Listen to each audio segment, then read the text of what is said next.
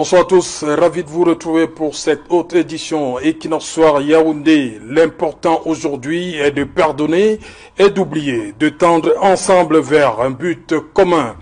Nous ne pouvons à la fois regarder l'avenir et vivre au passé. Le pardon mutuel est le chemin qui conduit vers la paix durable. Tweetait Paul Biya le 7 mai dernier. 4 jours après, alors que les compatriotes n'avaient pas encore fini d'épiloguer sur cette sortie inhabituelle du successeur d'Amadou Ahidjo, qu'il remettait une couche, et je le cite, « Oublions nos ressentiments, nos dissensions, nos divisions. Restons attachés à notre idéal d'unité et regardons l'avenir avec confiance. » Fin de citation. La question principale est donc de savoir pourquoi seulement en ce moment-ci cet appel au pardon mutuel. Pourquoi Paul Biya demande-t-il à ses concitoyens de faire table rase de leur haine et rancœur?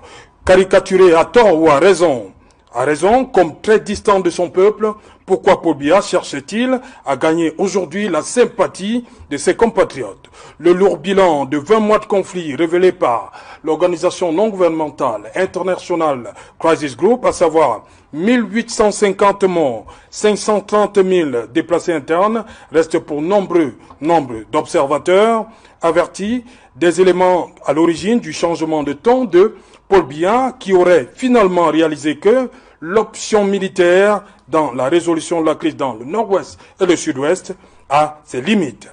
Appel au pardon de Paul Biya, qu'en pense le peuple? Madame, Monsieur, c'est le fait du jour.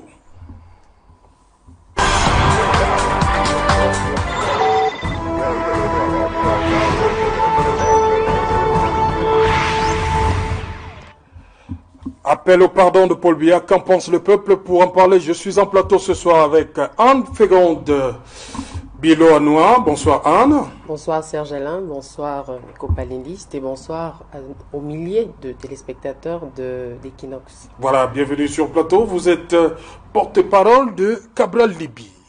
Oui, en effet, j'ai été récemment porté à cette responsabilité. J'ai été honoré, devrais-je dire. Il est vrai que porter la parole d'un orateur aussi impeccable, un tribun d'ailleurs, oui, c'est pas aussi simple que ça. Ça demande beaucoup de concentration pour bien comprendre le message à transmettre. Ça demande également beaucoup d'engagement et beaucoup d'humilité. J'espère que je pourrai allier ces trois qualités et que je serai à la hauteur de la tâche qui m'est confiée. Voilà, on vous a vu pour la première fois justement lors d'une sortie il y a quelques jours où on présentait Cabral Libye comme le président du PCRN, Parti camerounais pour la réconciliation nationale. Président du PCRN, pourtant on nous a souvent dit que les dossiers étaient sur la table de Paul Atangandi, ministre de l'administration territoriale, par rapport au parti Les Citoyens. Qu'est-ce qui se passe? Alors il se passe tout simplement que Cabral Libye, le tout nouveau président du Parti camerounais pour la réconciliation nationale, est dans une démarche politique. La démarche politique en question consiste à créer un regroupement de partis politiques, comme ça se fait ailleurs, comme ça s'est vu en France en 1974, par exemple avec François Mitterrand, avec le Parti socialiste et le Parti communiste. Ça s'est vu en RDC, plus proche de nous, et même d'une certaine manière au Cameroun, même si ce n'est pas la forme la plus achevée.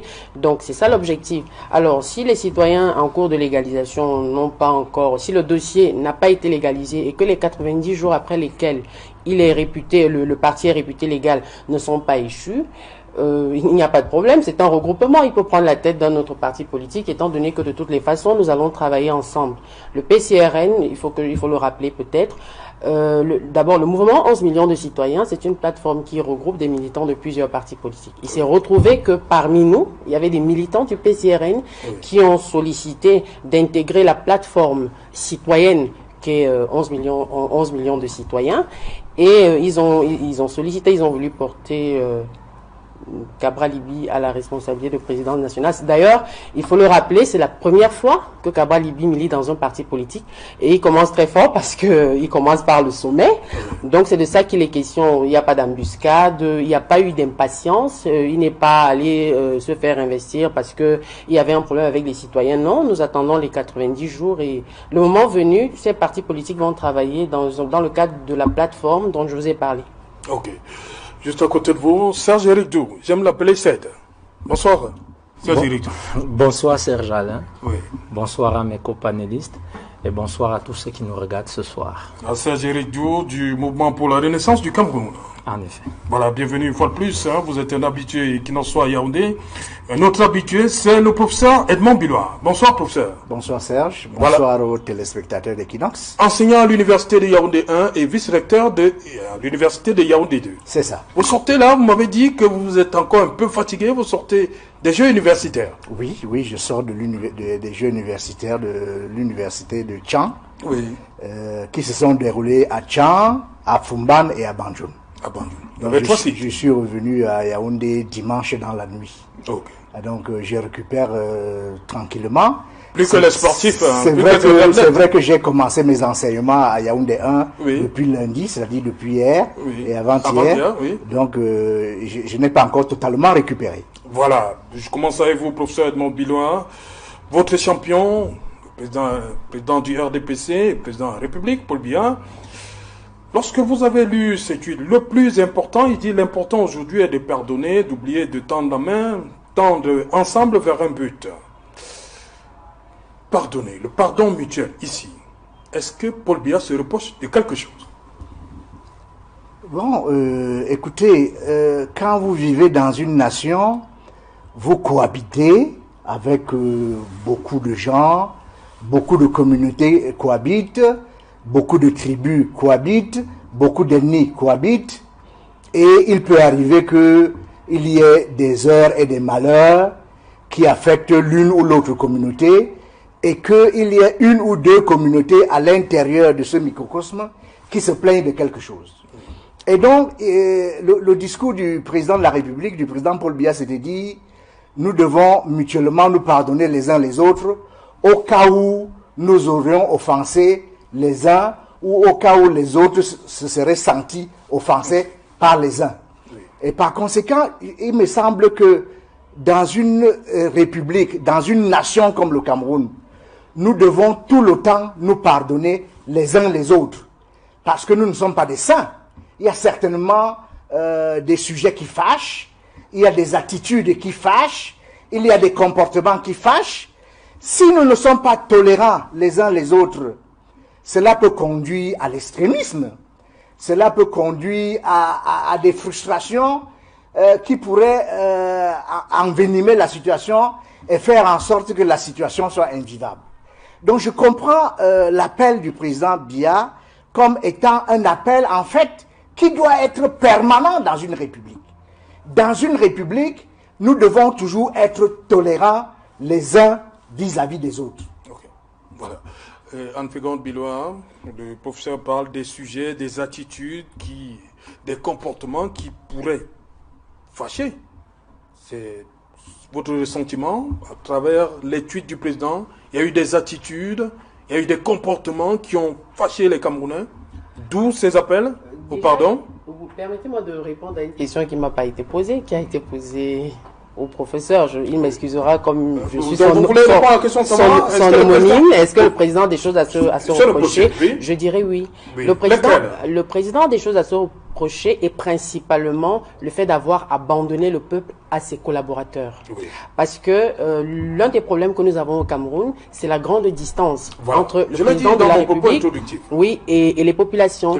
J'ai toujours la faiblesse de penser que on peut lui reprocher beaucoup de choses, qu'on lui reproche d'ailleurs, mais j'ai toujours la faiblesse de penser qu'il n'est pas forcément au fait des détails de ce qui se passe dans je veux dire, de ce que les populations subissent de la part de ses collaborateurs. C'est un problème de leadership. Oui. Je ne l'excuse pas pour ça, donc je pense que le président a quelque chose à se reprocher, qui est principalement le fait d'avoir abandonné le destin des Camerounais entre les mains des personnes qu'il ne suit pas forcément. Est-ce qu'il y a un suivi? Est-ce qu'il y a des méthodes pour évaluer la performance des personnes qu'il a nommées? C'est comme un parent qui ne suit pas le devoir des enfants. Donc du coup, il y a un fossé entre ce que les populations vivent en vérité et les rapports qui lui sont faits. Mais comment il est au courant? S'il est aussi loin des populations, comment il le sait?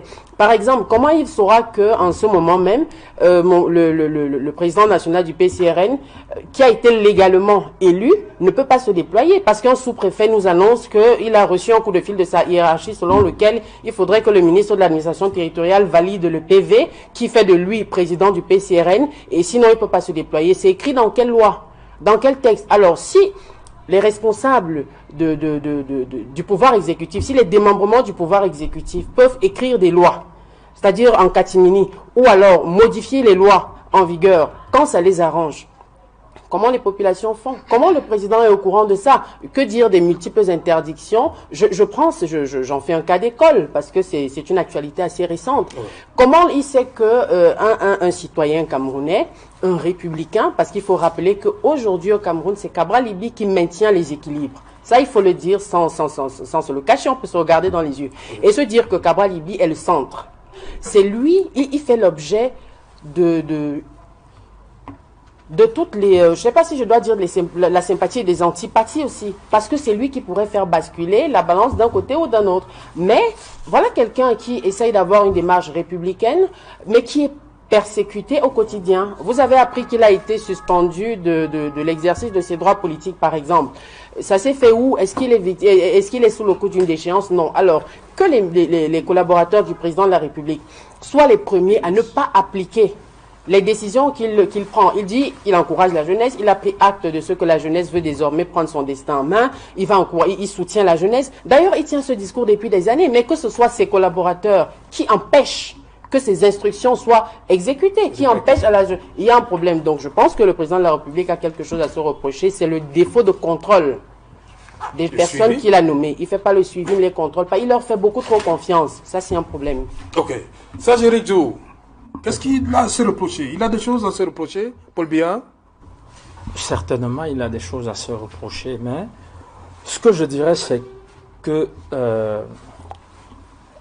l'on ne peut parler du pardon, ou alors l'on ne peut faire appel au pardon dans une situation d'injustice généralisée, je vais même dire d'activation de la justice parallèle au Cameroun. Parce que si nous sommes tous des Camerounais, et puisque nous le sommes, il faut qu'on se le dise, qu'au quotidien, l'on ressent que la justice au Cameroun n'est pas libre. Je dis au quotidien, et je m'en vais vous donner un petit exemple de ce jour-ci même. Les prisonniers du MRC, les prisonniers politiques du MRC, aujourd'hui, ne peuvent, ou du moins ne reçoivent pas les visites de toutes les personnes désireuses de leur rendre visite. Pour le simple fait que le nouveau juge d'instruction qui doit délivrer les permis de communiquer prend sur lui de dire que c'est une faveur de délivrer des permis de communiquer à qui il veut. Et le retour, c'est que il se sent abusé parce que il aurait donné un permis de communiquer à quelqu'un qui a fait mauvais usage. Et donc, du coup, il a décidé de généraliser, c'est-à-dire, il part de ce qu'il qualifie d'abus à sa faveur pour nous priver, à nous tous, de nos droits, ou du moins aux prisonniers de son droit de recevoir des visites. Alors, nous avons pris le temps de lui rappeler qu'est-ce que vous savez que, parce qu'il disait qu'il ne délivrera désormais de permis de communiquer qu'aux parents de 100 des personnes qui sont incarcérées. Déjà, je ne sais pas si à partir du visuel, il peut détecter l'ADN des personnes qui se présentent, ou alors il va demander des examens aux médecins qui pourront affirmer que ces personnes qui sont venues faire des demandes de permis de communiquer auprès de lui sont exactement des parents de sang de nos prisonniers, ou du moins de nos détenus, les prisonniers politiques en ce moment. Alors, lorsque nous lui faisons comprendre que c'est quand même un droit, il dit non, c'est une faveur. Et là, je m'en vais donc pour faire le lien avec votre question, Oui. si nous sommes C'est tout ça qui frustrés pèse au quotidien, dans si, le pardon du si président le ne passe pas. seuil des antagonismes de frustration se fait ressentir au quotidien, je ne sais pas de quel pardon parle M. Biya.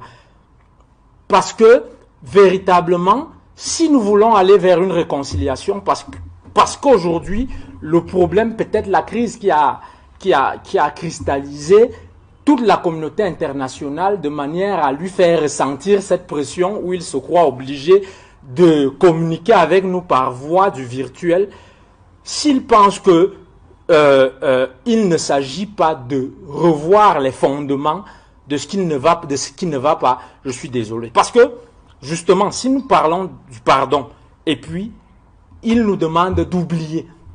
Non, dans le principe, ce n'est que ce que nous, on a fait au MRC depuis, d'appeler au dialogue. Le dialogue, c'est quoi? C'est une modalité de communication. Lorsque, le 26 janvier, le MRC décide d'engager des marches, il y a, parmi ces revendications, il y a le non au hold-up pour dire que les élections qui se sont produites là, les résultats qui sont finalement l'issue de ces élections ne sont pas des résultats légitimes. Peut-être qu'ils sont légaux, mais ils ne sont pas légitimes. Ensuite, il y a non à la crise dans le nord, à la guerre au nord-ouest et au sud-ouest. Et il y a non au scandale de la CAN parce que nous voulons les punitions. Voilà donc les trois éléments qui nous ont fait sortir pour marcher. Et lorsqu'on a arrêté nos camarades sur la base des mandats de perquisition et qu'on les a conduits où ils sont aujourd'hui, on a oublié qu'effectivement, la modalité du non à la crise au nord-ouest et au sud-ouest était de demander qu'il y ait dialogue. Je vous inviterai par exemple à regarder une vidéo sur laquelle je suis tombé aujourd'hui sur la toile du 10 décembre 2016 où Maurice Kamto, le président, et lui est en train de dire que si le gouvernement refuse de dialoguer pour trouver une issue pacifique à cette crise, je prends sur moi, je vais m'engager à faire une campagne internationale pour que une pression soit mise à ce gouvernement de façon à l'amener à dialoguer. Ça veut dire que nous sommes dans cette option de dialogue depuis longtemps. Et si par principe aujourd'hui on s'engage et on reconnaît que, oui, quand je dis on reconnaît, le gouvernement légal aujourd'hui il reconnaît que nous devons dialoguer. Alors, nous sommes d'accord pour le dialogue, sauf que les prémices sont biaisées. Pourquoi? Le biais par lequel le Premier ministre John Ngouté se rend à Bamenda ou à Boya aujourd'hui, donc au nord-ouest et au sud-ouest, nous l'avons vu, mais nous l'avons vu. Il est parti avec qui? On dirait que c'est une solution régionaliste ou alors une solution ethnique. Nous voulons qu'il soit acté que le problème anglophone est un problème national. Donc, depuis les prémices, on devait pouvoir voir une coloration, ou alors une multicoloration qui accompagne même ce Premier ministre pour aller adresser la parole, celle-là, la parole pacificatrice aux anglophones, et même nous-mêmes, parce que nous nous sentons blessés. Nous avons des frères, des sœurs, je vous ai dit la dernière fois, qui meurent dans cette crise. Alors, pourquoi lorsque les militaires vont, ce sont des militaires de tout le Cameroun, on ne cherche pas à savoir d'où ils sortent. Mais lorsqu'il faut aller donc annoncer, lorsqu'il faut aller avec le symbole de l'ordre de l'arbre de la paix, et c'est encore un frère qu'on envoie aller discuter avec ses frères pour annoncer qu'un dialogue est en vue. C'est le Premier ministre qu'on a envoyé, est-ce que c'est... Il va sur la casquette du Premier ministre. Justement, tous les symboles doivent être mobilisés à l'heure actuelle, Serge Alain. Il ne faut plus seulement rester dans l'institutionnalisme. Je ne sais pas si les balles connaissent l'institutionnalisme. Ce problème est aussi un problème identitaire. Serge Eritou, je crois que le Premier ministre dit qu'il est porteur d'un message de Paul Biya qui dit qu'il est prêt à dialoguer, parler de tout, sauf la séparation. Il est porteur d'un message. Le président est prêt à dialoguer. Oui. Est-ce que cela veut dire que le dialogue a commencé là? Nous sommes en train de dire que nous sommes, d'ailleurs, le gouvernement n'a fait que suivre ce que nous on a proposé, nous on a initié depuis longtemps. Même si ce n'était que dans l'ordre des propositions, le gouvernement n'a fait que le suivre. Alors, si je suis là en train de dire, vous avez parlé du pardon, nous sommes... Oui. Il y a une activation permanente de la violence symbolique dans cet espace politique Camerounais. Okay. Si donc on décide d'aller à la rencontre des personnes qui sont aujourd'hui les victimes directes de cette guerre ou alors de ce conflit, pourquoi donc, s'il y a un porte-parole, puisqu'il est le porte-parole de M. Biya, pourquoi est-ce qu'il va tout seul et qu'on ne ressent pas qu'il y a une diversité de Camerounais qui veut véritablement agresser ce problème national pour accompagner. Le MRC ne se refuserait pas, lorsqu'il s'agit de la paix, d'aller aussi accompagner ce monsieur John Boutet, parce que le problème anglophone est un problème national. Mais vous avez vu clairement qu'il y a comme une volonté, c'est la même. Vous vous sentez exclu? C'est la même qui déniait. Non, ce n'est même pas seulement nous. Le problème, c'est quoi, Serge Alain? Ceux qui ont successivement dit non au dialogue et ont dit que la forme de l'État est non négociable. Le Cameroun est un et indivisible. Alors, ils ont fait de cette réclamation hors système.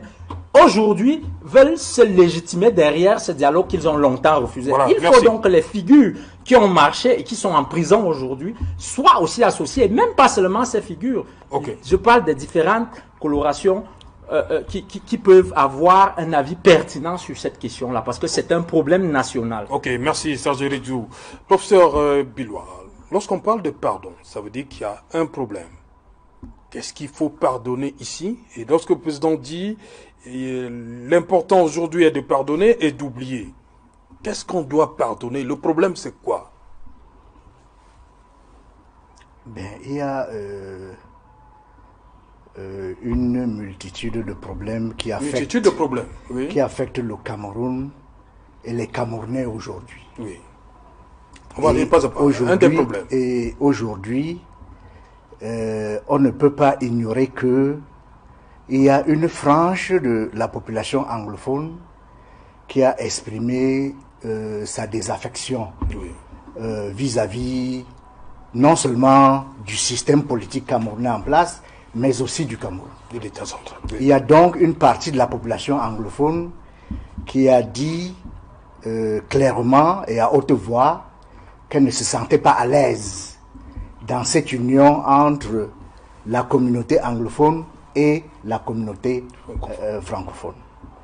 Il y a donc des problèmes historiques qui sont sous-jacents à ce comportement. Et étant donné les décisions que certains anglophones ont prises, c'est-à-dire de prendre les armes contre leur pays, contre leur république, il est extrêmement difficile qu'on sorte de cette situation s'il n'y a pas un minimum de pardon. S'il n'y a pas un minimum de pardon. Et les récriminations vis-à-vis du système ne sont pas seulement à sens unique. Oui. Elles sont à double sens.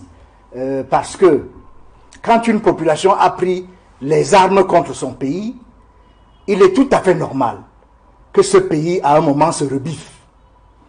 Et le président Paul Biya a clairement dit: je vous offre ma main, hein, je vous tends cette branche d'olivier, vous abandonnez les armes, vous sortez de la brousse, on fait table rase du passé et on vous réintègre dans la société camerounaise. Vous faites allusion à quel discours? C'est un discours du président de la République, dans une adresse à la nation camerounaise. Mais vous oubliez. Le président continue. Le président continue en disant que ceux qui ne vont pas, il va donner des instructions pour que l'armée les neutralise. Bon, mais on retient donc que le président de la République a offert une armistice aux combattants, à ceux qu'on appelle les ambassoniens. Oui. Il leur a dit: vous revenez dans la République, on oublie tout. Et donc, c'est une forme d'armistice qu'il leur a offerte. C'est une forme de pardon. Et il faut s'attendre aussi à ce que ceux des anglophones qui ont des griefs vis-à-vis de la République, ils pardonnent aussi. Le pardon ne peut pas se faire à sens unique. C'est comme ça qu'il faut interpréter le tweet du président de la République.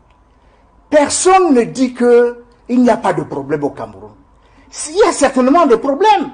Mais il est important à un moment que les gens oublient un peu leurs griefs, leurs récriminations, les uns contre les autres, pour que nous puissions avancer. Si chacun se cabre sur sa position et dit, voilà, nous avons été offensés, nous avons été négligés, nous ne sommes pas reconnus en tant que Camerounais, nos droits ne sont pas respectés, eh bien la République ne va pas avancer. Vous voyez? Et c'est comme ça qu'il faut interpréter le discours du président de la République. Il s'est posé à un moment de l'histoire du Cameroun la crise qu'on appelle la crise anglophone, ou qu'on peut appeler le problème anglophone. Et maintenant, il est important que nous avancions, que nous nous pardonnions les uns les autres, et que nous recommencions à vivre comme on vivait avant. Professeur Bilois, oui. La question qui revient toujours, pourquoi avoir attendu 3 ans? Pourquoi avoir attendu qu'il y ait 1850 morts pour comprendre la nécessité de faire quelque chose? Non. Est-ce qu'on n'aurait pas dû faire l'économie de toutes ces morts? Le tweet du chef de l'État ne veut pas dire que rien n'a été fait. Au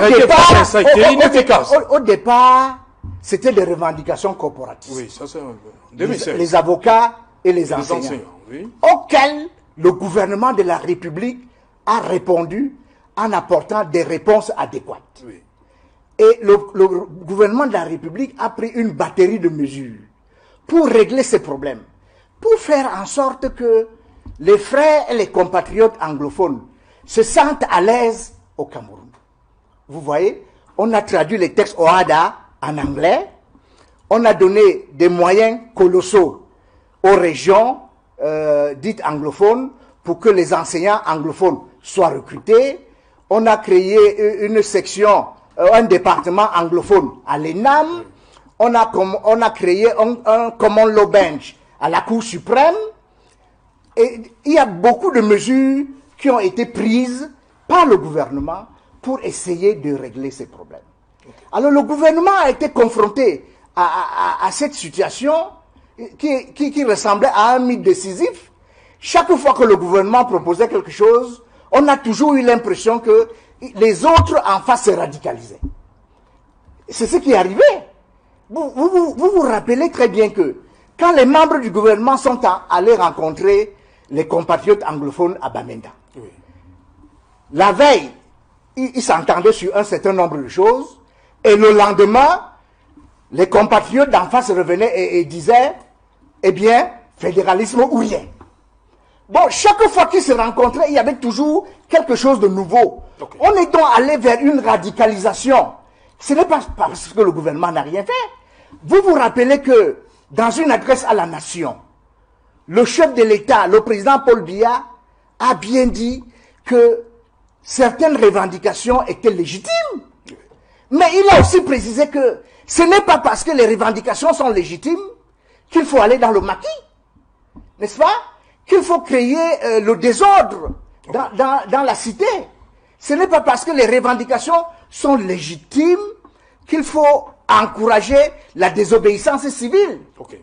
Donc, il ne faut pas simplement regarder et prétendre que le gouvernement n'a rien fait. Le gouvernement a fait beaucoup de choses. Il faut maintenant que les autres fassent un pas vers le gouvernement. Ok. Anne-Fégonde de Bilois, pour vous, c'est quoi? Qu'est-ce qu'on doit pardonner? Le problème, c'est lequel? Pourquoi le président demande ce pardon-là, mutuel? Pour le professeur Bilois, il parle de la crise anglophone. Déjà, il convient de rappeler que le Cameroun est une famille. C'est notre position. Oui. C'est la position du PCRN, oui. Qui est la même position que Cabral Libye défend depuis les élections. D'ailleurs, l'une des choses ayant milité en faveur de son élection au PCRN, c'est que nous avons découvert que nous avons beaucoup de points de convergence. En tout cas, son programme, sa démarche, sa méthode rejoignait sur plusieurs points, d'ailleurs sur la majorité des points, le programme, le projet politique et la démarche du PCRN. Donc nous avons toujours pensé que le Cameroun est une famille. Donc quand il y a un problème dans une famille, il y a une seule solution, il y a une seule option, voulais-je dire, c'est de trouver une solution. Alors, lorsqu'on a essayé plusieurs solutions et que le problème n'est pas résolu, on continue d'essayer. On essaye. Le gouvernement a a fait des choses. Nous ne considérons pas que le gouvernement n'a rien fait jusqu'à présent. Ça ne nous paraîtrait pas très juste. Il y a des choses qui ont été faites, mais est-ce que ce sont les choses pertinentes? Est-ce que c'est ce qui aurait dû être fait qui a été fait? Nous pensons que non. Parce que le président demande pardon, d'ailleurs, il y a un peu de surenchère autour de cette histoire, parce que est-ce que le président a demandé pardon?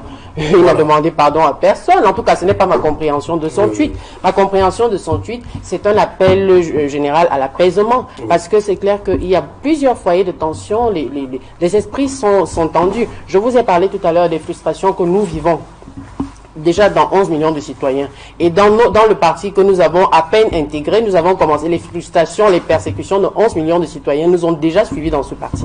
Le compatriote du MRC a posé leurs problèmes.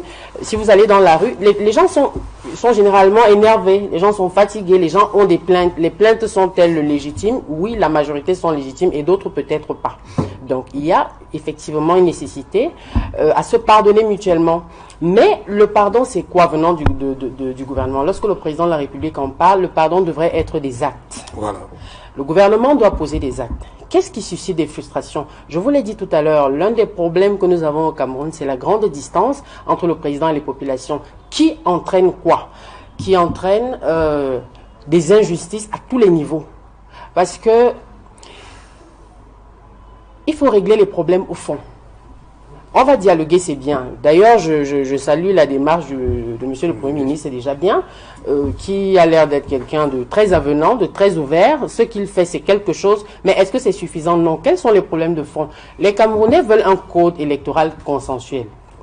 Parce que l'une des difficultés qu'on a aujourd'hui, c'est que les dirigeants ne sont pas légitimes. Ils ne sont pas légitimes, pourquoi? Ils ont peut-être gagné, peut-être même qu'ils ont gagné, qu'on ne sait pas. Bon, nous, personnellement, nous ne croyons pas que ce soit le cas, mais ça peut être plaidé. Sauf que, lorsque nous avons un code électoral taillé à la mesure d'un parti politique en particulier, ou alors qui n'est même pas consensuel, dans lequel la plupart des populations ne se retrouvent pas, les dirigeants ne sont pas légitimes. Du coup, les populations les perçoivent comme des adversaires. Si on est sûr qu'on est allé aux élections et qu'on a voté pour un candidat et que le candidat n'a pas été élu, on assume, on respecte le choix de la majorité, mais que les résultats soient régulièrement contestés à ce point, ça veut dire qu'il y a un problème. Pourquoi depuis qu'il y a des plaintes autour du code électoral, rien n'est fait? Pourquoi on n'en discute pas? Parce que nous voulons que tous les partis politiques aillent sur le terrain, que les responsables de partis politiques aillent à Ngaoui, à la frontière avec la Centrafrique, comme Cabral Libi le fait, qu'ils aillent à Zina, dans les endroits qui sont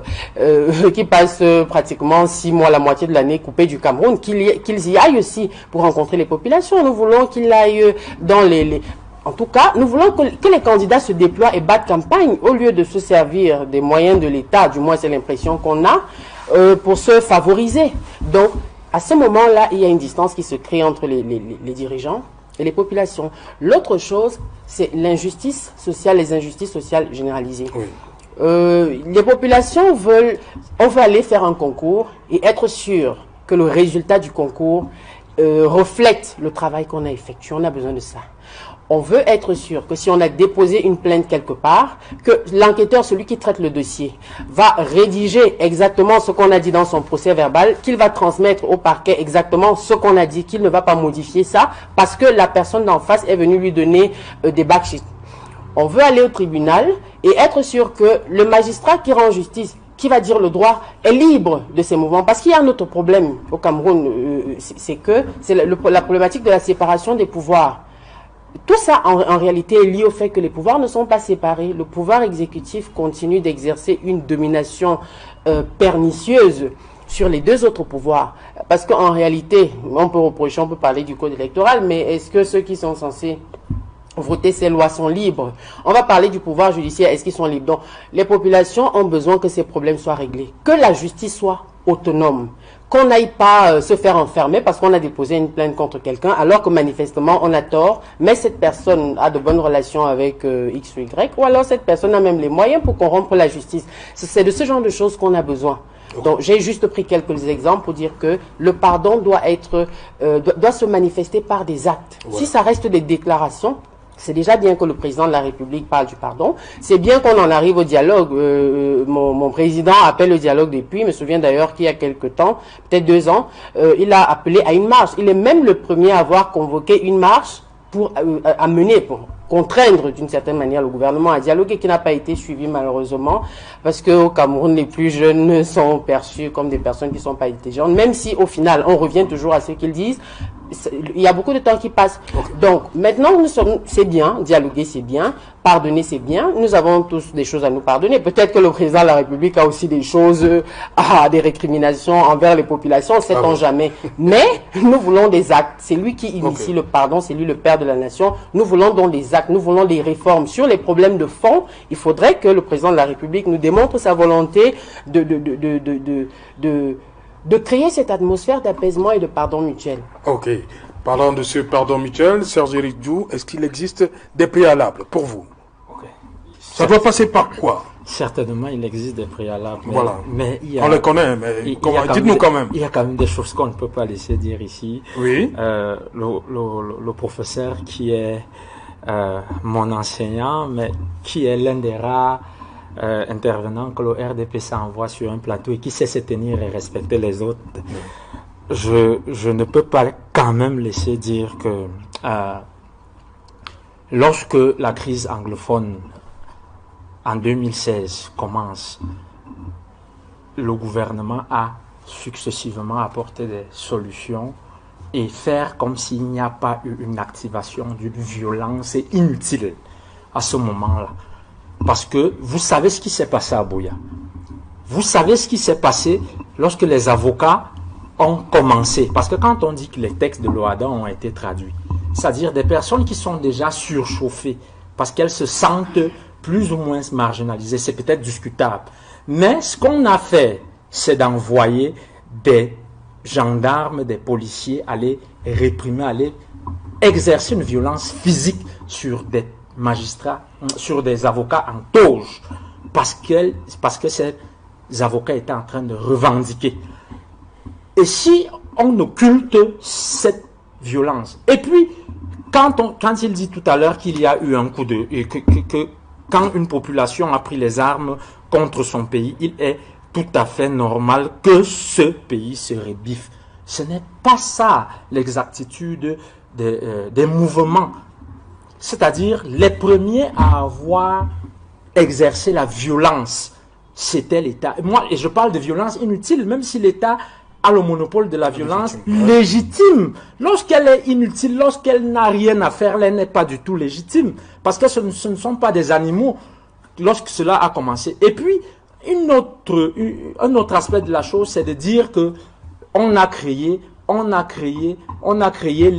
section anglophone à l'ENAM, on a créé. Mais oui, c'est justement ça le problème. Cette fonction présidentielle démiurgique qui crée, elle est divine, cette fonction présidentielle-là. On est en train de dire, on veut une forme de l'État qui prévoit que chacun se reconnaisse. Ce n'est pas au bon vouloir d'un individu, aujourd'hui ou demain ou dans un siècle. Non, nous voulons une fonction présidentielle qui a une fonction certainement de contrôle des mécanismes, comme disait Anne Fégonde tout à l'heure, c'est-à-dire un président qui contrôle que les choses sont faites. Ce n'est pas un président créateur. Voilà que on a passé le temps à créer. Mais lorsque nous sommes arrivés au niveau où le débat qui est posé sur la table, c'est justement qu'on ne veut plus ces créateurs de Yaoundé. Ce que l'on veut, c'est le fédéralisme.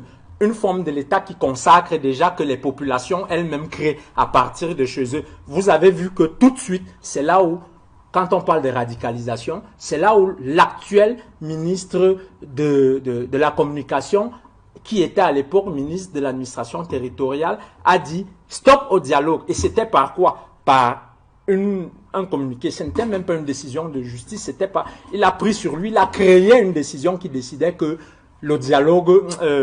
que les pourparlers entre le consortium et le gouvernement s'arrêtent. Parce que les gens... Tout à fait, le consortium a été dissous, les membres ont été arrêtés. Et comme il y a un joker, il y a une option très facile dans ce pays, qui est l'option de certaines personnes, arrêter les gens et les mettre en prison. Ils ne se rendent même pas compte qu'à un moment donné, cette prison commence à devenir banale. Elle ne nous fera plus peur. C'est-à-dire, on a arrêté les membres du consortium, on les a tout de suite gardés, on les a déportés à Yaoundé pour les garder ici avec les arbres Bala et les Mancho BBC, l'enseignant d'université Fontaine. Donc, vous pouvez donc vous rendre compte que est-ce que ce sont des actes de nature? Ces actes sont même encore très frais dans le corps et dans les cœurs. C'est peut-être pour tout ça que le Paul Biya demande pardon mutuel. Ok, qu'il pose donc des actes. Nous voulons d'abord la justice. Oui. Nous parlons de la justice. Un État qui n'a pas, ou encore où les citoyens se plaignent, sont chaque jour confrontés à des frustrations, au trafic d'influence, chaque jour par la création des décisions, parce que c'est un État créateur, comme on vient de nous faire comprendre là tout à l'heure. Bizarrement, dans cette création, on ne se sent pas bien. On attend la création de l'énergie, on attend la création de l'eau, on attend tout ce dont on attend l'État créateur, on ne le voit pas. Mais dans la création des frustrations au quotidien, c'est là où qu'on le retrouve. Je pense que le pardon, là, sera tellement difficile. Parce que finalement, ça ne vient pas du fond du cœur de ceux qui en appellent au pardon aujourd'hui. C'est des pressions à l'international qui sont en train de faire que on nous fasse un certain cinéma qui ressemble à une volonté de pacifier les choses. Bon, mais vous avez posé une question. Oui, allez-y. Votre question, c'était sur est-ce qu'il y a des préalables? Oui, pour le pardon. En effet, il y a des préalables. Les préalables sont que ceux mêmes qui ont commencé par appeler au dialogue, qui ont marché, qui sont en train de subir injustement la prison aujourd'hui, soient libérés. Et pas seulement eux. Avant eux, je crois que Mancho BBC est encore enfermé. Encore en prison. Je crois que quand on a dit, on a présenté la figure anti-système et qui revendiquait l'ambazonisme, si vous me permettez ce néologisme, c'était Sissoko Ayuk Tabé. Mais quand on va parler de dialogue, est-ce qu'on va le laisser où il est là-bas? Et avant toute chose, je crois que nous allons parler de l'unité nationale tout à l'heure. J'aime à le rappeler, ceux qui ont choisi d'être Camerounais dans ce pays, c'est nos frères du Nord-Ouest et du Sud-Ouest. Nous n'avons jamais choisi d'être des Camerounais. On nous a jamais posé la question. On nous a jamais posé la question. L'ONU a organisé un référendum en 1961 où il y a eu ceux qui ont choisi d'aller avec le Nigeria, ils sont avec le Nigeria. Ceux qui ont choisi d'être avec le Cameroun sont avec le Cameroun. Donc, un peu d'humilité. On peut aussi inviter, même pas on doit aussi inviter, y compris ceux qui ont décidé, parce qu'il me semble qu'on a dit que tout sera débattu, sauf la sécession. Oui. Mais les sécessionnistes peuvent donc venir débattre d'autres choses, pas de la sécession. Donc, on peut aussi les inviter sur la table pour les déradicaliser. Et avancer des arguments de déradicalisation. On peut aussi, ou même on doit aussi, véritablement poser donc des actes dans le sens de l'apaisement. Des actes concrets. Que le président Biya, qui est le président illégitime même aujourd'hui, qu'il aille lui-même à la rencontre des populations meurtries.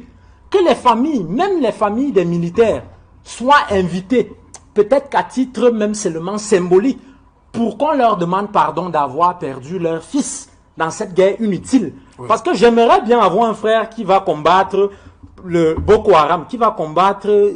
Mais quand il se met déjà encore à aller combattre là où le politique devait agir et qu'on a cédé, ou alors le politique a démissionné et a cédé aux militaires l'espace pour aller combattre d'autres Camerounais, il y a problème. Parce que ces personnes qu'on a combattues sont des radicalisés. Ils sont devenus des extrémistes parce qu'ils sont des radicalisés. Il faut donc un exercice, un profond exercice de déradicalisation et qui ne peut être engendré qu'au niveau ou alors à l'échelle nationale. Chacun apporte du chien. Merci Serge-Éric Djou. Professeur Biloa, écoutez Anne Fegonde et Serge-Éric Djou, ils parlent d'une population frustrée. Les Camerounais sont frustrés, donc il sera pour difficile, lorsque je les écoute, que le pardon passe. Il faut d'abord lever un certain nombre de choses. Il faut poser un certain nombre d'actes pour décrisper l'atmosphère. D'abord, je voudrais remettre les pendules à l'heure. Oui. Le président de la République, Paul Biya, a été élu à plus de 110%. Et le Conseil constitutionnel, le seul organe à même de déclarer un candidat vainqueur, l'a déclaré vainqueur. Ça, c'est la première chose. Donc, le président Paul Biya est le président légal et légitime du Cameroun. il est le président de tous les Camerounais. Donc ce que font certains partis comme le MRC, c'est de la surenchère. Parce que tout le monde voit très bien que le MRC n'aurait pas pu gagner l'élection présidentielle. Mais ce qu'ils font, c'est de la surenchère. Ils veulent faire croire aux gens que leur candidat, le professeur Maurice Kamto, a gagné l'élection présidentielle. Première chose. Deuxième chose, le candidat du SDF à la deuxième élection présidentielle était porteur du projet fédéraliste. On connaît les résultats du SDF à l'élection présidentielle. Les Camerounais, dans leur immense majorité, n'ont pas voté pour le candidat du SDF. Même si tous les habitants du Nord-Ouest avaient voté pour le candidat du SDF, parce qu'on sait très bien que en 2011, la majorité des électeurs au Sud-Ouest avaient voté pour le président Paul Biya. Donc le SDF ne peut pas dire qu'il aurait pu gagner au Sud-Ouest. Il n'aurait pas pu gagner au Sud-Ouest. Il aurait peut-être pu gagner au Nord-Ouest. Et même si, par extraordinaire, tous les habitants du Nord-Ouest avaient voté pour Joshua Oshie, le candidat du SDF à l'élection présidentielle, il aurait toujours été minoritaire. Et le projet de fédéralisme aurait été toujours minoré.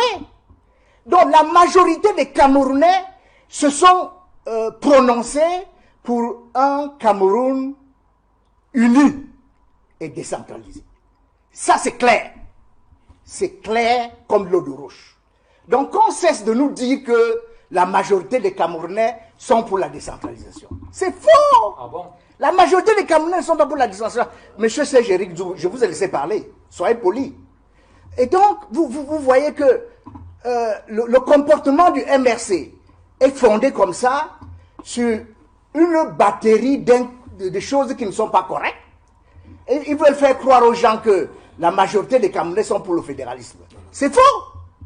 Si la majorité des Camerounais étaient pour le fédéralisme, ils auraient voté pour Joshua Oshie, le candidat du SDF. Ils ne l'ont pas fait.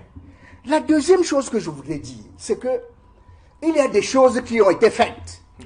Manifestement, certains citoyens, compatriotes du Nord-Ouest et du Sud-Ouest ne sont pas satisfaits.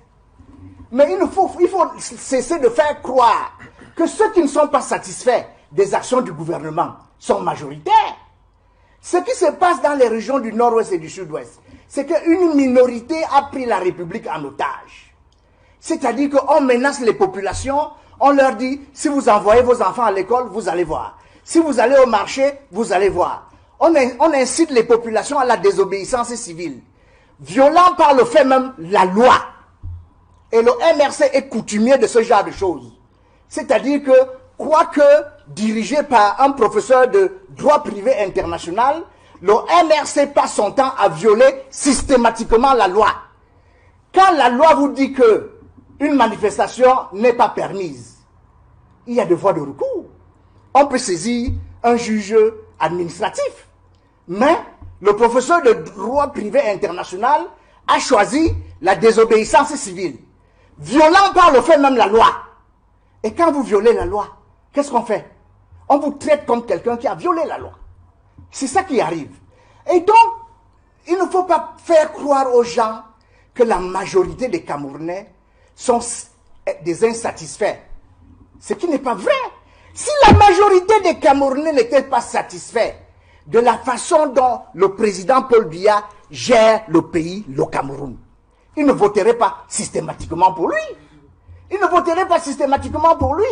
On peut faire croire aux gens que le président Paul Biya n'a pas gagné, mais qui d'autre aurait pu gagner? Mais professeur, puisque vous dites donc que la majorité est avec lui, pourquoi il demande un pardon à la minorité? Attention, il insiste les Camerounais à se pardonner. Ça veut dire qu'il y a un problème. Il incite les Camerounais à se pardonner les uns les autres. Oui.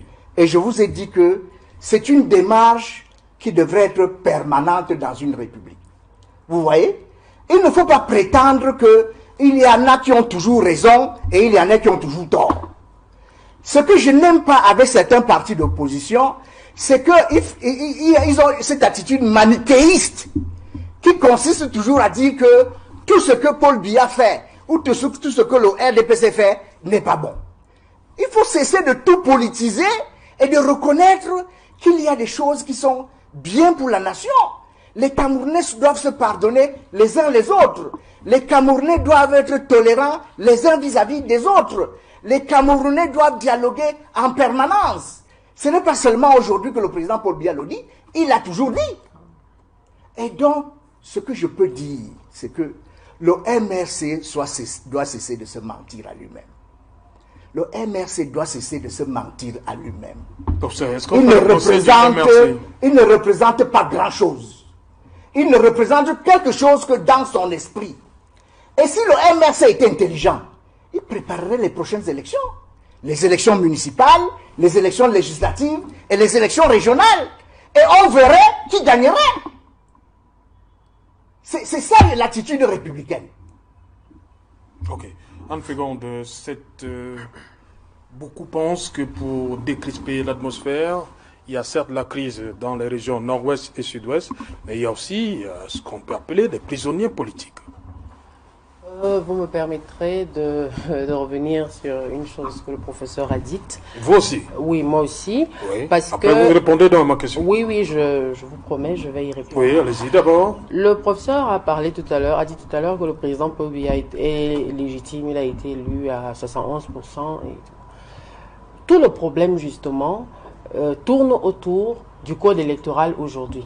Pourquoi je le dis? Parce que s'il y a des contestations, lui, il est du RDPC. Il considère que c'est le président Paul Biya a gagné.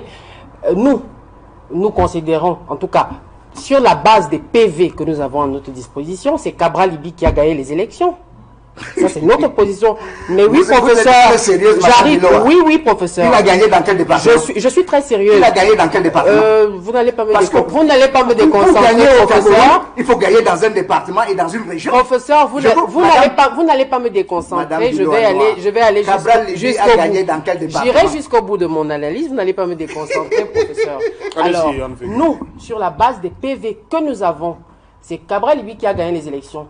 Pourquoi nous ne revendiquons pas? Parce que nous considérons que si on a 13 600 PV, encore que nous en avons quelques-uns de plus depuis un moment, ce n'est pas suffisant pour revendiquer. Nous ne pouvons pas prouver que nous avons gagné les élections. Ça nous ramène d'ailleurs à la problématique qu'il a posée au début. Il a dit que l'opposition peut gagner, mais le plus difficile sera de démontrer que l'opposition a effectivement gagné. Au MRC, il considère que c'est le professeur Maurice Kamto qui a gagné les élections. Au RDPC, on considère que c'est le président Paul Biya. Ça veut dire qu'en vérité, il y a... Donc tout le monde a gagné. Non, j'arrive. Le Conseil constitutionnel. Professeur, j'arrive. Je vais y arriver. Donc, en vérité, tout le monde a nous gagné. avons trois... Oui, écoutez, malheureusement, de fait, nous avons trois présidents. Chacun son président. Il y a le président du Conseil constitutionnel qui est le président légal. Ça, c'est vrai. Nous le lui reconnaissons. Il est le président légal. Mais est-il le président légitime comme Serge posait la question tout à l'heure? Pourquoi nous avons trois présidents? En tout cas, pourquoi tous les trois sur ce plateau, nous avons chacun son président? Parce que le code électoral n'est pas consensuel. C'est pour ça qu'il y a des revendications. Lorsque nous sommes dans un système où il n'y a que les procès-verbaux d'Elekam qui sont valables, qui font foi devant le Conseil constitutionnel, alors que Elekam a été transformé, en tout cas dans la pratique, Elekam s'occupe de la logistique des élections. Parce que à la vérité, Elekam a été dépouillé de ses pouvoirs au profit des commissions gouvernementales. Ces commissions qui sont dirigées par des fonctionnaires, par exemple, qui sont dirigés par des autorités nommées par le président de la République, qui sont d'ailleurs pour la plupart des militants du parti au pouvoir. Alors, Elekam est dépossédé de ses pouvoirs. Elekam, on peut dire que de fait, Elekam est pratiquement aux ordres. C'est dur, c'est pas beau à entendre, mais c'est la vérité. Alors, quand on est dans cette configuration où ce sont les PV d'Elekam qui font foi devant le Conseil constitutionnel et que les PV des bureaux de vote, nous avons 13 000 PV, un peu plus aujourd'hui. Nous ne pouvons les faire valoir nulle part. Qu'est-ce que vous voulez que nous pensions? C'est pour ça qu'il faudrait que le code électoral soit consensuel et qu'il permette à chaque parti de se défendre et de défendre ses voix. Le président Paul Biya, le président légal, d'accord, nous n'avons pas, nous ne le contestons plus. PV sur plus d'une cinquantaine de mille de PV. 55 000. 55 000. Et vous avez gagné quelle élection? Mais je pense que je parle, enfin, j'essaie 13 000 de parler en français pour alors qu'il y avait 55 Je 000. crois que j'essaie de parler en français. Je suis peut-être pas, mais j'essaie de parler en français. Je comprends. J'ai dit clairement, sur la base, oui, heureusement, sur la base des PV que nous avons à notre disposition. C'est pas 25 000. 25 000. Voilà. 25 000. Mais 13 000, c'est quoi? C'est pour ça que j'ai dit. J'ai dit, vous ne gagnez professeur. pas l'élection. C'est plus de 50%. Mais je suis clair, mon propos est pourtant clair, professeur, Voilà, s'il vous plaît. voilà. Ne me distrayez pas. J'ai dit que sur la base des PV que nous avons, c'est Cabral Libi qui a gagné les élections, mais nous ne pouvons pas revendiquer parce que nous n'avons pas tous les PV. D'ailleurs, lorsque le système vous oblige à produire les PV 72 heures après les élections et que vous devez prendre des PV à Zina, dans une zone qui est coupée qui est coupée du reste du pays pendant 6 mois. Merci. Vous les acheminer à Yaoundé comment? Dans laquelle vous n'avez Voilà. aucun Merci. représentant. Ah, si nous avons gagné. Cabral Libi a gagné les élections à Zina, nous avons les PV. Merci madame, merci monsieur. Direction Douala pour le 20h. Equinox Télévision présenté par...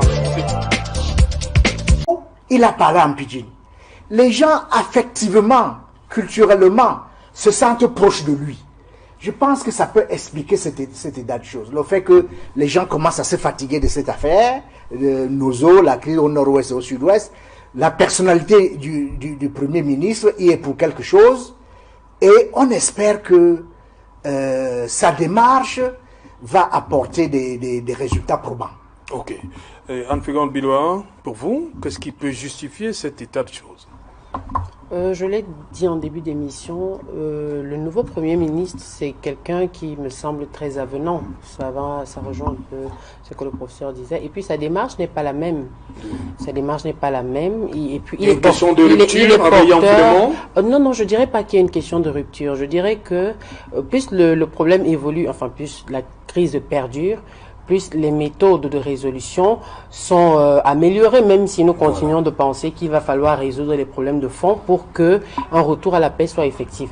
Donc la première des choses, c'est que la démarche du Premier ministre, du nouveau Premier ministre est différente. C'est une démarche de proximité. Là, il ne va pas rencontrer, contrairement à ce qui s'était fait avant, il ne va pas rencontrer des élites, des chefs, des noms, il va directement vers les populations. Mais il faut également noter que il y a 3 parties dans cette crise. Il y a, malheureusement, on peut dire qu'il y a le gouvernement, parce que c'est lui l'interlocuteur direct de ceux qui se plaignent. Il y a les belligérants et il y a les populations. Oui. Là, le Premier ministre a rencontré pour l'essentiel les populations. Et effectivement, les populations étouffent déjà. Donc, s'il y a une petite lueur d'espoir, c'est normal qu'il y ait autant de chaleur. En tout cas, les populations ont le sentiment de ce que les images nous renvoient comme message, qu'on avance vers la résolution de ce problème. Maintenant, nous avons vu des images de quelques chefs des gens qui se revendiquent ambazoniens, qui semblent revenir à de meilleurs sentiments, en tout cas qui semblent prêts à déposer les armes pour passer au dialogue. Donc peut-être que eux de leur côté aussi sont fatigués, mais je voudrais que nous évitions de faire de la surenchère autour. Là, ce sont les populations qui ont toujours été prises entre les deux feux. Donc on ne peut pas vraiment... les populations, il faut d'abord les laisser. Lorsque les discussions vont avancer entre les belligérants. Bon, après, je ne dis pas qu'il faut aller en brousse pour aller rencontrer des gens qui sont prêts à sortir la machette, non. Mais il y a quand même un niveau de discussion qui nous permettra de savoir à quel niveau on peut placer les espoirs. Il y a des espoirs, c'est vrai, mais quand il s'agit encore des populations, il faut rester prudent. Qu'à cela ne tienne, c'est déjà bien. Après, il faut passer à la résolution des problèmes de fond. Ok. Serge Ridjou, est-ce que le Premier ministre John Goutet ne profite pas aussi du contexte? Il y a la pression internationale. Et comme a dit le professeur Bilois, les gens sont fatigués. Si on avait mis un autre Premier ministre, si c'était par exemple Philémon Yang, est-ce qu'on se serait attendu, on n'aurait pas vu le même accueil? Bon. Les gens sont fatigués. Il y a la pression internationale aussi. À ce qu'on peut observer, M. John Goutet n'est pas allé de sa propre initiative. Oui. Il est porteur d'un message. Il est porteur d'un message, ça veut dire qu'il a été envoyé. Alors ça, c'est ce que nous vivons sur la scène.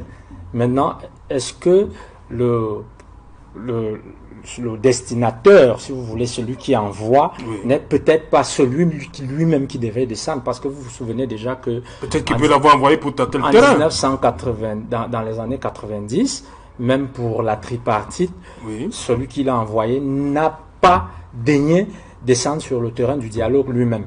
Alors, est-ce qu'en envoyant le Premier ministre John Gouté, qui véritablement fait un effort, nous l'avons vu parler Pidgin, nous avons dit, dans le principe, l'appel au dialogue, c'est ce que nous faisions depuis. Maintenant, ceux qui sont en train d'opérationnaliser ce que nous avons pensé, faut donc qu'ils aillent, qu'ils mettent des bouchées doubles, qu'ils aillent effectivement plus loin que cela. Et j'entends par plus loin que cela, ce n'est pas le Premier ministre John Gouté qui pourrait peut-être envoyer le signal fort en matière de symbolique, c'est certainement celui qui l'a envoyé. Et mieux, je vous ai dit tout à l'heure qu'il serait peut-être parti avec une délégation qui n'est pas une délégation monolithique, qui n'est pas une délégation unicolore, qu'on se serait aussi dit que voilà un signe véritablement d'engagement, de dialogue pour un problème national. Parce qu'à un problème national, réponse nationale. Donc, à mon avis, on aurait pu faire mieux. Ok. Anne-Frégonde Billois, on revient à notre thématique principale, qui est ce pardon mutuel. Pour vous, comment ça peut se matérialiser? Est-ce qu'on pourrait voir au Cameroun ce qu'on a vu en Afrique du Sud en 1995, c'est-à-dire la commission Vérité et Réconciliation conduite par Monseigneur Desmond Tutu. C'est-à-dire que les gens viennent, ils confessent, ils ne sont pas poursuivis judiciairement et ils ne sont pas emprisonnés. Est-ce que c'est comme ça que ce fameux pardon national, ce caractère qu'il peut avoir, une espèce de commission Vérité et Réconciliation, c'est-à-dire des actes palpables? Serge Alain, j'ai été interrompu tout à l'heure par le journal, donc vous voudrez bien me permettre rapidement. de revenir là-dessus. Je disais que l'un des problèmes que nous avons dans ce pays, parce qu'il faut noter, il faut le relever, les préoccupations des compatriotes dans un anglophone sont pour la plupart les mêmes préoccupations que nous avons dans les 8 autres régions du pays, et nous avons toujours pensé qu'il s'agit d'une crise autonomiste. Donc ça me ramène à la problématique du code électoral. Je n'avais pas fini de dire tout à l'heure que l'ECAM est chargé de créer des bureaux de vote, acheter des urnes, acheminer les PV, mais ce n'est pas suffisant, ce n'est pas ce que nous attendons de l'ECAM. Donc il faudrait que ces commissions qui sont dirigés par des fonctionnaires, pour la plupart militants du parti au pouvoir et nommés par les autorités qui sont à la fois les autorités du pouvoir exécutif et militants et responsables, je veux dire, du parti au pouvoir. Il faudrait que ces commissions soient dissoutes et que le gouvernement laisse l'ECAM travailler véritablement. Il faut qu'on laisse l'ECAM travailler, jouer son rôle. À ce moment-là, déjà, au moins, les populations vont se retrouver dans les leaders et nous aurons moins de problèmes quand la question de la légitimité ne se posera plus, ou tout au moins se posera moins qu'aujourd'hui.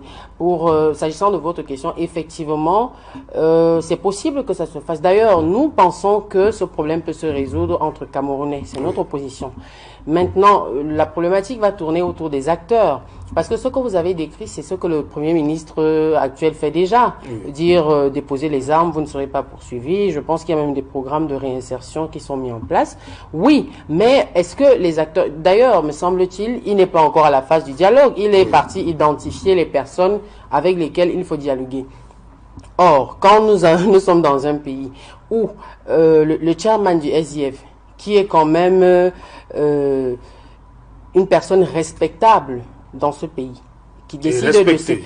J'espère, parce que de ce que j'ai lu, je vois dans certains médias, je vois à quel point il est attaqué, acculé, je dirais même pourchassé. Ça pose quand même problème. Leaders, hein. Oui, mais il y a des leaders, il y a leader et il y a leader. Il faut pas oublier que c'est un acteur majeur de la démocratie dans ce pays et que quand il décide de s'impliquer dans la résolution de ce problème et que quelques personnes sortent de je ne sais pas où pour dire que non, c'est pas le bon interlocuteur, il y a un problème qui va se poser. Il faut savoir qui sont les acteurs de cette crise.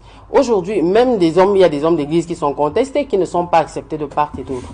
Donc, est-ce qu'il faut faire organiser... du cardinal Toumi. Oh, pas spécifiquement. Pas spécifiquement. Le cardinal Toumi est soutenu par certaines personnes. Oui, d'ailleurs, mon leader a soutenu sa démarche. Il a soutenu la conférence qu'il voulait organiser. Donc, mais ce qui est évident, c'est que il ne fait pas l'unanimité. Nous sommes dans un environnement où tout un chairman du SDF peut être contesté, peut être attaqué de toutes parts parce que il croit au dialogue, ou un cardinal Toumi peut être attaqué de toutes parts, ou même un premier ministre parce que c'est quand même le premier ministre institutionnellement parlant. Il y a toujours, du moins, il y a cette problématique de l'unanimité des acteurs. Donc, il serait peut-être important que chacune des parties fasse des concessions pour qu'on arrive à trouver les interlocuteurs. Donc c'est ça le problème. Comment est-ce qu'on convainc, par exemple, l'autre partie, ceux qui se plaignent, comment est-ce qu'on les convainc de permettre que telle ou telle personne parle en leur nom? Parce que j'ai le sentiment que si on organise même un référendum aujourd'hui, on aura du mal à trouver avec qui échanger. Donc, nous, ce que nous pensons, c'est que ces populations-là, enfin, les personnes qui se plaignent, lâchent un peu du lest aussi, fassent quelques concessions, et que, pour qu'on trouve finalement des interlocuteurs. Mais on peut déjà commencer par libérer ceux qui sont emprisonnés. Nous n'avons pas cessé de dire qu'il faut libérer Manchou Bibi, notamment ceux qui ont été arrêtés au même moment que lui, parce que eux, ils étaient très ouverts au dialogue. Et puis, sont des leaders populaires, charismatiques. Pourquoi ne pas essayer déjà cela au lieu de se lancer dans la recherche des interlocuteurs qu'on aura du mal à trouver? Donc, c'est bien, ça peut se faire, mais il faut trouver les bons interlocuteurs. Moi, je ne pense pas qu'on aura du mal à trouver des interlocuteurs. Il faudrait juste activer des gages de bonne foi. Si de part et d'autre, et là je parle, je suis en train de dire de part et d'autre, l'on ne peut pas penser que dans un pays, les fils du même pays ne peuvent pas se parler. Je veux dire, que ce soit du côté institutionnel ou du côté des Ambazoniens ou même encore des personnes qui se sont radicalisées. Parce que autrefois, nous avons eu un consortium. Pourquoi? Permettez, hein, vous parlez des gens qui se sont radicalisés. Revenons un peu au cas Sissoko Ayuk qui dit qu'il n'est plus Camerounais. Comment on peut ramener ce fils du Cameroun à la table? Comment? Sissoko Ayuk. Sissoko Ayuk Tabé, c'est pour ça que je suis en train de dire que si l'on engage, ou alors si l'on active des gages de bonne foi, qui disent, bon, nous avons dit que la sécession est une demande, est un input au système. Nous n'en parlerons pas. Nous parlerons de tout. Alors, quand on aille vers Sissoko, j'ai parlé tout à l'heure de déradicalisation, qui a posé un problème au départ. D'accord, nous sommes d'accord que nous pouvons nous-mêmes faire aujourd'hui les décomptes. Déjà, j'ai remarqué que le gouvernement n'a jamais fait un bilan. C'est International Crisis Group, alors que ça, il nous le doit, c'est-à-dire au regard de ce qui se passe là-bas. Le gouvernement nous doit des comptes sur la crise anglophone. Oui, il nous doit des comptes sur la crise anglophone. Il n'est pas seulement une partie prenante contre un adversaire. C'est lui qui doit nous dire exactement ce qui se produit, ce qui est en train de se passer là-bas. Alors, est-ce qu'on peut engager un dialogue avec même les plus radicalisés, même, je vais dire, les sécessionnistes? On a dit que c'est la sécession dont on ne va pas parler. Mais les sécessionnistes, vous êtes invités sur la table du dialogue à condition de ne pas parler de sécession. Ça veut dire qu'on ouvre quand même le débat sur le fédéralisme, même comme le professeur Bilo a dit tout à l'heure, non, les Camerounais n'ont jamais choisi, cela n'oblétère pas le fait qu'on doit en parler, qu'on doit mettre le fédéralisme sur la table. Et même, je vais vous surprendre, d'après une certaine information, Sissoko Ayuk Taba a demandé à causer, il a demandé à discuter. Il ne faut pas croire que parce qu'il a, lui, c'est pas un diable, je veux dire. Surtout que nous sommes en train d'aller là vers des modalités de sortie de crise. Oui, d'apaisement. C'est pas un diable. Si on lui tend la main, alors qu'il revienne et puis même cela pourrait profiter à la partie qui dira ensuite que vous voyez que nous sommes tellement ouverts parce que nous avons appelé tout le monde sur la table du dialogue, mais que l'agenda ne soit pas défini par un seul camp. C'est-à-dire que l'ordre du jour soit défini ensemble. Parce que là, il s'agit des populations, il s'agit d'une affaire, d'un problème national. Ce n'est pas une affaire où on viendra encore créer, où on viendra encore avec des logiques et des dynamiques démiurgiques. Non, c'est une question où il faudra débattre. Parce que quand on a parlé de dialogue, ça veut dire que chacun va s'exprimer pour dire voici les sujets qui fâchent et pour que nous résolvions cette crise pour qu'elle ne continue pas, pour qu'elle ne perdure pas, nous souhaitons que. C'est pas parce que vous l'avez dit que ça sera forcément résolu comme vous voulez. Toutes les parties vont faire des concessions, mais au moins on se sera Chacun va mettre un peu d'eau dans son vin. Oui, au moins on se sera écouté. Donc je ne pense pas qu'il est impossible de trouver des interlocuteurs. Vous voyez la All Anglophone Conference, je crois qu'elle a pour but aussi de chercher cela, d'ériger des leaders qui pourront venir discuter de cette question. Un des objectifs. Voilà. Professeur Biloa, sur est-ce que ce pardon peut s'apparenter à ce qu'on a vu en Afrique du Sud de manière caricaturale? Est-ce qu'on peut se retrouver, les Camerounais peuvent se retrouver pour se pardonner mutuellement, comme le président demande? Oui, les Camerounais peuvent se retrouver et se pardonner mutuellement. Parce que nous ne sommes pas encore arrivés au niveau de ce qui a prévalu en Afrique du Sud. Heureusement pour nous. Donc, il y a beaucoup de morts. Il y a près de 2000 morts, oui. Des milliers de déplacés. Oui. Et chaque fois qu'un Camerounais meurt, ça doit faire mal à chaque Camerounais vivant. Oui. Et donc, on ne peut pas être content de voir qu'il y a des Camerounais qui sont morts. Donc, nous devons faire tout pour que la saignée cesse, et le plus tôt possible. Et il est donc important que chacun fasse un pas vers la paix. Et il faut faire des concessions. Il faut faire des concessions. Nous tous, nous aimons le Cameroun, je crois. Et si nous tous, nous aimons le Cameroun, on devrait pouvoir s'entendre. Et je pense que le moment est venu de s'entendre. Voilà. Je vais vous en écouter sur Sissekou Ayou Tabé, qui dit qu'il n'est plus Camerounais. Comment faire pour ramener Sissekou Ayou au Cameroun, entre guillemets? Je crois qu'au fond... Comment ramener Sissekou Ayou? Je crois qu'au fond de lui-même, il sait qu'il est Camerounais. Il y a combien de gens dans le monde qui s'appellent Sissekou Ayou Tabé? Il n'y a que des Camerounais ou des Ibo qui ont ce genre de nom. Donc, culturellement, du point de vue de son histoire, son background culturel, il sait pertinemment qu'il vient de quelque part. Et il vient d'une famille. Cette famille est de quelle nationalité? Je pense que quand il y a des minorités dans un pays, il est du ressort de l'État de ramener les minorités vers les meilleurs sentiments. Et je pense que ça peut se faire. Ok. Voilà. Une seconde pour sortir. Ça m'arrive au terme de l'émission. Sur le... Ah déjà? Oui, le temps ça court. C'était une si belle émission que... Vous nous parliez des PV tout à l'heure. Le temps est vite passé. Déjà, au sujet de Sissekou Ayou, permettez que je dise quelque chose. À ce stade de la situation, on n'essaye plus de savoir qui a tort et qui a raison. Oui. Parce que si on continue de chercher qui a tort et qui a raison... Oui, parce que beaucoup nous disent souvent qu'il faut revenir dans les causes et tout ça. Là, en l'état actuel des choses, il y a péril en la demeure. Oui. Donc, on ne cherche pas à savoir qui a raison et qui a tort. Sissekou Ayou peut être invité. Mais on doit quand même comprendre les populations, hein? Les revendications, on doit comprendre. Tout à l'heure, en début d'émission, j'ai parlé d'une partie, même pas 10% d'ailleurs, j'ai parlé d'une petite partie des revendications des populations qui doivent être réglées. Les problèmes de fond doivent être réglés, ça je n'ai pas de cesse de le dire. Mais étant donné qu'il y a un dialogue national qui est déjà convoqué, il faudrait que toutes les parties prenantes soient impliquées. En tout cas, toutes les personnes disposées à dialoguer, il faudrait qu'on les implique dans le dialogue. Pourquoi pas Sissekou Ayou Tabé, étant donné Tabé. Ouais. Oui, Tabé. Bon, je l'ai peut-être appelé en anglais. Comme chez nous. D'accord. Donc, au sujet des PV, tout à l'heure, je disais qu'il y a un problème, c'est que au Cameroun, d'abord, il n'y a pas de contentieux des résultats des élections. Ça, c'est un problème. Parce que ce qui devrait se faire, c'est que Elecam proclame des résultats provisoires et qu'on puisse contester ces résultats. Mais ce n'est pas le cas. On conteste ce que j'appelle les rumeurs. C'est-à-dire qu'il se dit sur les réseaux sociaux généralement que tel candidat aura tel pourcentage, tel autre aura tel pourcentage. Et puis on commence à contester ça alors qu'en réalité ce ne sont pas des résultats. Il faudrait qu'il y ait un contentieux des résultats au Cameroun, premièrement.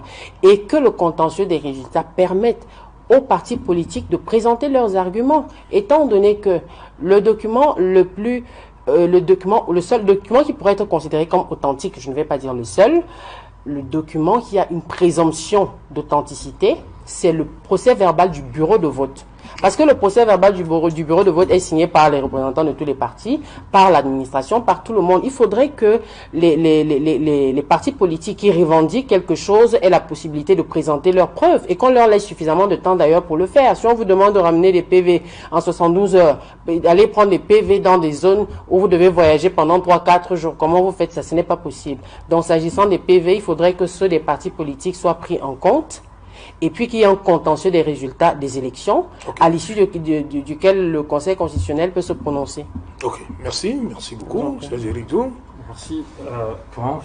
Je finirai peut-être en disant que pour le dialogue, il faudrait que ceux qui ont refusé l'indépendance et après en ont profité, qui ont refusé le multipartisme et après en ont profité, ont refusé le dialogue, aujourd'hui sont en train de montrer qu'ils sont ceux qui veulent le plus ce dialogue, que finalement permettre que ce problème national soit résolu de façon nationale. Merci. Oui, parce que nous devons cesser de politiser nos problèmes. Oui. Aujourd'hui, beaucoup de sang a coulé sous les ponts. Oui. Beaucoup d'innocents sont morts.